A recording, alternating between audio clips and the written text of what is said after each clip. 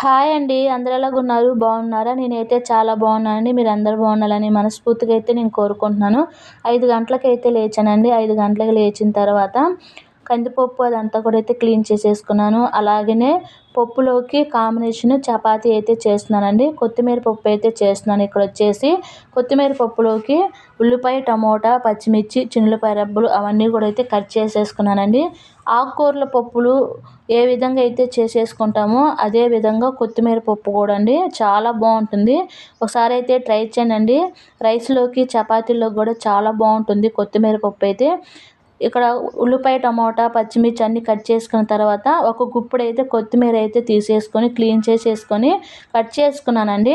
ఇక్కడ పప్పు అయితే కొంచెం ఎక్కువ క్వాంటిటీలో అయితే చేస్తున్నాను. ఎందుకంటే క్యారేజీలోకి మాకు మధ్యాహ్నం లంచ్లోకి అలాగనే పని చేసే వాళ్ళకి కూడా అయితే పంపించడానికి కొంచెం ఎక్కువ క్వాంటిటీలో అయితే చేస్తున్నాను. కొత్తిమీర అదంతా వేసిన తర్వాత కట్ చేసి పెట్టుకున్న ఉల్లిపాయ, పచ్చిమిర్చి అవన్నీ కూడా అయితే వేసేసుకున్న తర్వాత ఒక అర స్పూను పసుపు, కారం కూడా అయితే వేస్తున్నానండి. నేనైతే కారం కొంచెం తగ్గించి వేస్తున్నాను. ఎందుకంటే పచ్చిమిర్చి కూడా అయితే వేసాను కదా. అలాగనే చింతపండు, కొంచెం ఆయిల్ అయితే వేసాను. ఈ రబ్బర్ వచ్చేసి అప్పుడే ఫ్రిడ్జ్లో నుంచి తీసి పెట్టేశానండి. ఎప్పుడైనా మనం రబ్బరు క్లీన్ చేసేసుకొని ఫ్రిడ్జ్లో పెట్టేసుకుంటే ఆ రబ్బర్ అనేది కుక్కర్కి పెట్టుకునే రబ్బరు స్టిఫ్గా ఉంటుంది. చాలా రోజులు కూడా పనిచేస్తుందండి. ఒక గిన్నె కూడా అయితే పెట్టేశాను. ఎందుకంటే ఎక్కువ క్వాంటిటీలో పప్పు చేస్తున్నాను కదా, పొంగిపోకుండా గ్యాస్ మీద అంతా కూడా ఒలికిపోకుండా ఆ గిన్నెలోనే పడిపోతాయండి ఆ వాటర్ అన్నీ కూడా. పప్పు అయితే గ్యాస్ మీద అయితే పెట్టేశానండి. పిల్లలకి స్నానాలకైతే వాటర్ కూడా అయితే పెట్టేశాను. ఇక్కడ ఇంకా పోపు పెట్టేసేయాలి కదండి. పోపుకి కావాల్సినవి ఉల్లిపాయ, అలాగనే కొంచెం కొత్తిమీర, ఎండుమిర్చి, చిన్నులపాయ రబ్బలు అవన్నీ కూడా అయితే కట్ చేసుకొని పక్కన పెట్టేసుకున్నానండి. ఎందుకంటే చపాతీ చేస్తున్నాను కదా, ఈ చపాతీలు రుద్దేలోపు పప్పు కూడా అయితే ఉడికిపోతుంది కదా, త్వరగా అయితే పప్పు అయితే పెట్టేయచ్చు అని చెప్పేసి ముందుగానే నేను కట్ చేసి పెట్టుకున్నానండి. గోధుమ పిండి అదంతా కూడా అయితే నానిపోయింది. చాలా బాగా సాఫ్ట్గా అయితే వచ్చిందండి నానిన తర్వాత. ఎప్పుడైనా మనం చపాతీ పిండి కలిపి పక్కన పెట్టేసుకుంటే ఒక 10 నిమిషాలైనా కానీ సాఫ్ట్గా మెత్తంగా అయితే వస్తాయి చపాతీలు. చపాతీ ఉండలన్నీ కూడా అయితే చేసేసానండి. చేసుకున్న తర్వాత పప్పు అయితే ఉడుకుతూ ఉంది. ఈలోపు అయితే నేను చపాతీలన్నీ కూడా అయితే చేసుకుంటున్నాను. నేనైతే 4, 5 రోజులు మించి వీడియోస్ పెట్టలేకపోయానండి. ఎందుకంటే నా ఫోను ప్రాబ్లం వల్లనే పెట్టలేకపోయాను. ఇక నుంచి అయితే నేను ప్రతిరోజు వీడియోస్ పెడుతూ ఉంటానండి. ఫోన్ అనేది కొత్తది తీసుకోవాలండి. ఫోన్ ప్రాబ్లం వల్లనే నేను వీడియోస్ పెట్టలేకపోతున్నాను. 5 గంటలకి లెగిస్తేనే వంట అదంతా కూడా అయితే పూర్తయిపోతుందండి. నేను కర్రీ ఎక్కువ క్వాంటిటీలో ఎందుకు చేస్తానంటే మా దగ్గర వర్కర్స్ ఉంటారండి. వాళ్ళకైతే కర్రీస్ అయితే పంపించాలి. ఒక్కరోజు కర్రీ చేయకపోతే ఉదయం రూ. 60, సాయంత్రం రూ. 60 అనేది వాళ్ళకి కర్రీస్ అయితే తీసుకెళ్ళి ఇవ్వాలి. అందుకని చెప్పేసి నేనే ఇంట్లో కర్రీ అనేది ఎక్కువ చేసి వాళ్ళకైతే పంపిస్తూ ఉంటానండి. అది చికెనే కానీ, మటనే కానీ, చేపలు కూడా తీసుకొచ్చుకున్నా కానీ వాళ్ళకి కూడా అయితే చేసి పంపిస్తూ ఉంటామండి.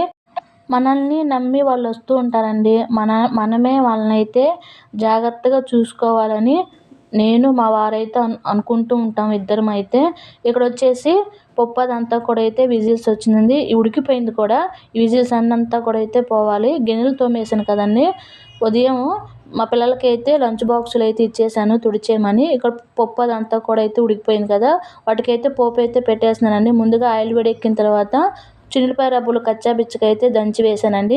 అలాగనే ఎండుమిర్చి, పోపు దినుసులు కూడా అయితే వేసాను. ఉల్లిపాయ అయితే 2 అయితే కట్ చేసుకున్నానండి. ఎందుకంటే పప్పు కొంచెం ఎక్కువ క్వాంటిటీ కదా, అందుకని చెప్పేసి ఉల్లిపాయలు అనేది ఎక్కువ వేసాను.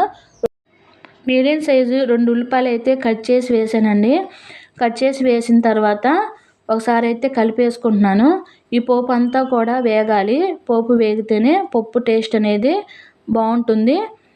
కొంతమంది ఇంగువ కూడా అయితే వేసుకుంటారు. నేను ఇంగువ అయితే ఎప్పుడు వాడలేదండి. వేసుకున్న వాళ్ళు వేసుకోవచ్చు ఇంగువ అయితే. కందిపప్పు అయితే ముందుగా నానపెట్టేసుకున్నాను కదండీ. 4 విజిల్‌కే పప్పు అంతా కూడా చాలా మెత్తంగా అయితే ఉడికిపోయింది. పప్పు ఉడికించుకునేటప్పుడు ఒక గిన్నె అయితే లోపలైతే పెట్టేసాం కదండీ. ఆ వాటర్ అనేది పైకి పొంగిపోకుండా ఆ గిన్నెలోనే పడిపోయాయి. ఇప్పుడు ఆ గిన్నె అంతా నేను తీసేసి రుచికి సరిపడా ఉప్పు అయితే వేసేసుకొని పప్పు అంతా కూడా అయితే ఎనిపేసుకుంటున్నానండి. ఓ పక్కేమో పోపు వేగుతూ ఉంది. ముందు నేను చపాతీ అదంతా కూడా అయితే రుద్దేశాను కదండీ. ఓ పక్క మా పాప ఏమో చపాతీలేమో కాలుస్తూ ఉంది. పప్పు ఎనిపే లోపైతే పోపు అంతా కూడా అయితే వేగిపోయిందండి. ఇప్పుడైతే నేను ఎనిపిన పప్పులో అయితే ఈ పోపు అంతా వేసేసుకొని ఒకసారి మూత పెట్టేసుకుంటే ఆ పోపు సువాసన అనేది పప్పుకి ఆ స్మెల్ అయితే పట్టేసుకొని పప్పు టేస్ట్ అయితే ఉంటుంది. ఇక్కడైతే చపాతీలు అయితే రెడీ అవుతూ ఉన్నాయండి. ఇదిగో చూడండి, పోపు అంతా వేసేసిన తర్వాత ఒకసారి అయితే మూత పెట్టేసాను కదా. ఒక 2 నిమిషాలు ఆగిన తర్వాత మూత అయితే తీసేసి ఒకసారి అయితే కలిపేసుకొని ఒక 5 నిమిషాలు అయితే గ్యాస్ మీద ఉంచేస్తే కొంచెం మరిగి బాగుంటుందండి. పప్పు అయితే కూడా రెడీ అయిపోయింది. కొత్తిమీర పప్పు అయితే రెడీ అయిపోయిందండి. చపాతీలన్నీ కూడా చేయటము కాల్చడం అంతా అయిపోయింది కదండి. ఇక్కడ లాస్ట్లో ఉన్న ఒక్క చపాతీ కాల్చమంటే మా పాపని అటు వేసి పైకి వేసి ఇటు తిప్పి అటు తిప్పి ఏ విధంగా అనేక రకాలుగా అయితే దాన్ని తిప్పేసి చపాతీని అయితే కాల్చేసింది. ఇంకా పిల్లలకి అయితే పెట్టేశానండి. వాళ్ళైతే నేను లంచ్ బాక్సులు కడుతూ ఉండగా వాళ్ళు అయితే తింటూ ఉన్నారు. చెరొక 3 అయితే చపాతీలు అయితే వేశాను. పప్పు కూడా అయితే వేరే బాక్సులో కూడా అయితే పెట్టేశానండి. నేను మా పిల్లలతో ఫ్రెండ్స్తో షేర్ చేసుకోమని చెప్తూ ఉంటానండి. చిన్నప్పటి నుంచే షేర్ చేసుకోమని అలవాటు చేసుకుంటే పెద్దవారైనా కూడా అదే అలవాటుగా అయితే ఉంటుంది కదా. ఇక్కడైతే స్కూల్కి అయితే వెళ్ళిపోయారండి వాళ్ళైతే. వెళ్ళిన తర్వాత ఇంట్లో పనులు అయితే ఉంటాయి కదా. ఉదయం తోమిన గిన్నెలు కూడా అయితే ఎక్కడివక్కడివి అయితే పెట్టేశాను. ఇక్కడ నేను ఏం చేశానంటే ఉదయం చపాతీ చేసినవి, పప్పు వండినవి అవన్నీ కూడా అయితే వేరే బాక్సుల్లోకి అయితే పెట్టేశాను. పని వాళ్ళకి పంపించాల్సింది కూడా అయితే ఒక బాక్సులోకి అయితే పెట్టేశానండి. ఇప్పుడైతే వంట చేశాను కదండి. ఆ వంట చేసినవి ఇంకా గిన్నెలు అయితే ఉన్నాయి. ఆ గిన్నెలు కూడా అయితే తోమేసేయాలి. బాక్సుల్లోకి అయితే పెట్టేశాను. పని చేసే వాళ్ళకి పంపించడానికి ఈ బాక్సులోకి అండి. ఇది వచ్చేసేమో మాకు పప్పు ఒకటే కదా అనుకోవచ్చండి మీరు. పప్పుతో పాటు నేను ఒకరోజు ముందు పచ్చడి అవి ఉంటాయి కదండి. నిల్వ ఉంచుకుంటాం కదా మనం. పొండిమిర్చి పచ్చడి, అలాగనే టమోటా పచ్చడి అవైతే ఉంటే తాలింపు పెట్టేసి వాటితో పాటు పంపించేసానండి. ఇక్కడ చపాతీ చూడండి ఎంత సాఫ్ట్గా ఎంత మెత్తంగా అయితే వచ్చాయో. పిండి కలిపేసుకొని ఒక అరగంట పాటు అయినా కానీ నానపెట్టేసుకుంటే చపాతీ చాలా బాగా అయితే వస్తాయి. మా వారికి అయితే పెట్టేశాను. తనైతే తినేసి కొత్త ఇల్లు కడుతున్నాం కదండి, ఆ ఇంటికైతే నీళ్ళు అయితే పడుతూ ఉన్నాడు. కిందేమో నేను పని చేసుకోవాలండి. ఇంకైతే నా కోసం అయితే చపాతీలు అయితే పెట్టేసుకున్నాను. ఇవి తినేసిన తర్వాత బట్టలు అవన్నీ కూడా అయితే వాష్ చేయాలండి. మేడ మీదకి తీసుకెళ్ళి ఆ బట్టలన్నీ కూడా వాష్ చేసి ఇంకా కిందకు వచ్చేసి ఇంక ఇల్లు అంతా కూడా అయితే ఊడ్చి తుడిచేయాలి. నేను టిఫిన్ చేసిన తర్వాత ఈ పనులన్నీ అయితే చేసుకుంటూ ఉన్నానని. ఇక్కడ పనులన్నీ అయిపోయిందా బాబు అనుకుంటే మా వారు లేదు. పప్పులోకి కాంబినేషన్ చికెన్ పకోడీ చేయమని చెప్పేసి చికెన్ అయితే తీసుకొచ్చాడు. ఇక్కడైతే 2 స్పూన్లు కార్న్ఫ్లవరు, మైదా పిండి, బియ్యం పిండి, ఉప్పు, కారము, పసుపు, ధనియాల పొడి, జీలకర్ర పొడి, అల్లం వెల్లుల్లి పేస్టు అవన్నీ వేసేసుకొని బాగా అయితే కలిపేసుకోవాలండి. కలుపుకొని సుమారు ఒక గంట పాటైనా పక్కన పెట్టేసుకోవాలి. ఒక గంట అయినా పెట్టుకుంటే ముక్కకి ఉప్పు కారాలు పట్టుకొని బాగుంటుందండి చికెన్ పకోడీ అయితే. నేనైతే చికెన్ పకోడీ చేయక దగ్గర 2-3 సంవత్సరాలు అయితే అవుతుంది. ఎక్కువగా అయితే నూనెలో ఫ్రై చేసినవి అవైతే ఎక్కువగా పిల్లలకైతే పెట్టనివ్వడండి. పిల్లలు అవి తింటే త్వరగా అరగవు అని చెప్పేసి మా వారు అయితే చెప్తూ ఉంటాడు. నేను కూడా అయితే ఎక్కువగా చికెన్ పకోడీ అయితే ఎప్పుడన్నా ఒక్కసారి అయితే చేస్తూ ఉంటానండి. ప్రతిసారి అయితే చేయను ఈ నూనెలో ఫ్రై చేసినవి అయితే. ఇక్కడైతే పిల్లలు వచ్చిన తర్వాతనే చికెన్ పకోడీ అయితే చేస్తున్నానండి. పిల్లలకి రాగానే అయితే స్నాక్స్గా కూడా ఉపయోగపడుతుంది అని చెప్పేసి చేస్తున్నాను. చికెన్ పకోడీ చేసిన తర్వాత ఒకేసారి అన్నం కూడా అయితే పెట్టేస్తానండి. ఎందుకంటే చికెన్ పకోడీ తిన్న తర్వాత మరలా అన్నం తినేమంటే తినరు పిల్లలైతే.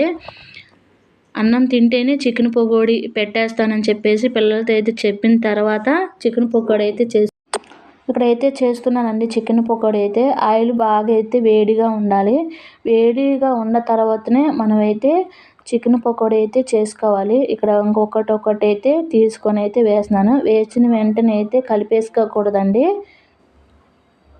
సాంబార్లోకైనా, పచ్చట్లోకైనా, పప్పులోకైనా చికెన్ పకోడీ అయితే చాలా బాగుంటుంది కదా. బాగున్నా కానీ నేనైతే ప్రతిసారి అయితే చికెన్ పకోడీ అయితే చేయను. ఇవి తిన్నప్పుడు పిల్లలకి అరగవండి. ఫ్రైలు ఐటమ్స్ అయితే మా వాడికైతే ఇలా ఫ్రై ఐటమ్స్ తిన్నప్పుడు కడుపులో నొప్పి అయితే వస్తుంది. అందుకని చెప్పేసి నేనైతే చెయ్యను ప్రతిసారి అయితే. ఎప్పుడన్నా ఒక్కసారి అయితే చేస్తూ ఉంటాను ఇలాగా. ఇదిగోండి ఇక్కడైతే పూర్తిగా అయితే ఏమీ వేగలేదు చికెన్ ఫ్రై పకోడీ అయితే. సగం వేగిన తర్వాత తీసి పక్కన పెట్టేసుకొని మరలా పచ్చిగా ఉంటుంది కదండి చికెన్, అది సగం వేగిన తర్వాత తీసేసుకొని ముందు వేగినది తర్వాత వేగింది 2 కలిపేసి ఒకసారి అయితే ఫ్రై చేస్తానండి. ఇలా బయట కూడా ఇలానే చేస్తారు, నేనైతే చూశాను. మా వారికి ఇలా చేస్తేనే ఇష్టంగా ఉంటుందండి. ఒకేసారి ఫ్రై చేస్తే నచ్చదు. అందుకని చెప్పేసి 2 సార్లుగా అయితే వేయించుతాను ఆయిల్లో అయితే. అప్పుడు క్రిస్పీగా అయితే వస్తూ ఉంటాయండి. నేనైతే గారె చేసినా కానీ, ఏమన్నా పునుగులు చేసినా కానీ ఇలాగనే చేస్తూ ఉంటాను నేనైతే. పిల్లలకు కానీ, మా వారికి కానీ ఏమన్నా ఇష్టంగా ఉంటే అవైతే కంపల్సరీగా అయితే చేస్తానండి. తనకు నచ్చినట్టయితే చేస్తూ ఉంటాను వంట అయితే. ఇక్కడైతే పిల్లలు అమ్మ ఆకలవుతుంది త్వరగా అని అయితే కంగారు పెట్టేస్తూ ఉన్నారండి పిల్లలైతే. ఇక్కడైతే ఫస్ట్ వేసినవి, రెండోసారి వేసినవి చికెన్ పకోడీ అయితే వేగిపోయిందండి. వేగిన తర్వాత నేనైతే తీసేస్తున్నాను ఇక్కడ. ఇంకా బయట తిన్నంత ఫీలింగ్ అయితే మనకైతే రావాలి కదా. పచ్చిమిర్చి అయితే తీసుకొని 2 చిలుకలుగా అయితే చేసేసుకొని ఇవి కూడా అయితే ఆయిల్లో అయితే 2 నిమిషాలు అయితే ఫ్రై చేసుకుంటున్నాను. బయట తెచ్చుకున్న చికెన్ పకోడీ కన్నా ఇంట్లో ఫ్రెష్గా చేసుకున్న చికెన్ పకోడీ ఎంత టేస్ట్గా ఉంటుంది, చాలా బాగుంటుంది కదండి. బయట అయితే ఫ్రై చేసిన ఆయిల్లోనే ఫ్రై చేస్తూ ఉంటారు కదా. మనమైతే ఇంట్లో ఫ్రెష్గా చేసుకుంటాం కదా. ఇక్కడైతే చికెన్ పకోడీ కూడా చాలా జ్యూసీగా అయితే వచ్చింది, చాలా బాగుందండి. అలాగనే ఉల్లిపాయ పచ్చిమిర్చి కూడా కాంబినేషన్ ఉండాలి కదా చికెన్ పకోడీ చేసుకున్నప్పుడు. 1 గంట పాటు కలిపి పక్కన పెట్టేసుకున్నా కదండి. ఆ ఉప్పు కారాలు ఆ ముక్కకు పట్టేసుకొని చాలా జ్యూసీగా అయితే చికెన్ పకోడీ అయితే బాగుంది. ఇక్కడైతే టేస్ట్ చేస్తున్నానండి, చాలా బాగా అయితే ఉంది చికెన్ పకోడీ అయితే. పిల్లలకి పెట్టేసిన తర్వాత నేను కూడా తినేసానండి. మేము తినేసిన తర్వాత మా వారు కూడా అయితే వచ్చేసారు. తను వచ్చిన తర్వాత మరలా ఇంకోసారి అయితే తనకైతే వేడివేడిగా అయితే చికెన్ పకోడీ అయితే చేసి ఇచ్చాను. ఇంకా ఉదయం అయితే ఇడ్లీకి అయితే నానపెట్టేసానండి. ఇడ్లీకి తీసుకున్న కొలత అయితే 1 గ్లాసు మినపగుళ్ళకి 2 గ్లాసులు రవ్వ అయితే తీసుకున్నానండి. ఈసారి అయితే నేను 1 స్పూన్ అయితే సగ్గుబియ్యం అయితే వేసాను, 1 స్పూను. అవి కూడా అయితే నానిపోయాయండి చక్కగా. ఇప్పుడైతే నేను మిక్సీకి అయితే పడుతున్నానండి. ఎప్పుడు వేసినా కానీ మిక్సీకే పట్టేస్తాను ఇడ్లీ పిండి అయితే. దోశ పిండి అయితే గ్రైండర్కి అయితే పట్టేస్తానండి. ఇక్కడైతే ఒకసారి మిక్సీకి పట్టేసిన తర్వాత మధ్యలో అయితే కరెంట్ పోయింది కదా. ఈ లోపల రవ్వ అంతా కూడా పిండి వేయొచ్చు అని చెప్పేసి రవ్వ పిండి వేస్తున్నాను. రవ్వ అంతా కూడా అయితే గట్టిగా పిండేసుకొని పిండి అంతా కూడా ఇంకొకసారి కలిపేస్తున్నానండి. కలుపుకునేటప్పుడు సాల్ట్ అయితే ఏమి వేయను, తర్వాత రోజు అయితే వేసుకుంటాను సాల్ట్. ఇంకా పిండి అదంతా కలిపి పక్కన పెట్టేసుకున్న తర్వాత అందరం అయితే మజ్జిగ అయితే తాగేసామండి. ఇదండి ఇవాళ వీడియో. నచ్చితే లైక్ చేయండి.